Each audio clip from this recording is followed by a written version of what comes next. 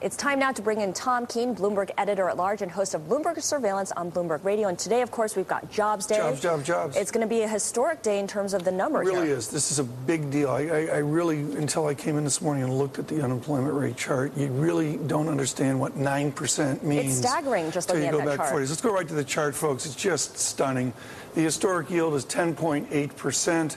That goes back to the 80s. There it is, that spike, middle left of the chart. And then over on the left side, you've got the last time at 9%, call it May of 1975. And here we are, poised to go over that today. John Riding suggests 9.3%, not the Bloomberg survey. For the May number. For the May number. Okay, what are you hearing in terms of how much higher it could go past this month?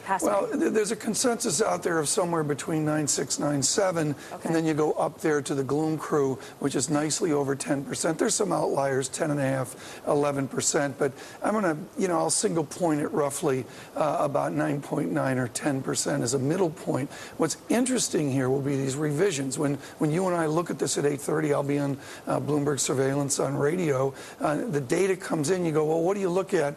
Within beyond the headline 15 number. pages Right. of data. The revisions is the first thing you go to. Riding points out the last 7 reports, 130,000 negative has been the revision. So they really add a lot here. Do you think there's been enough attention focused on the revisions? No.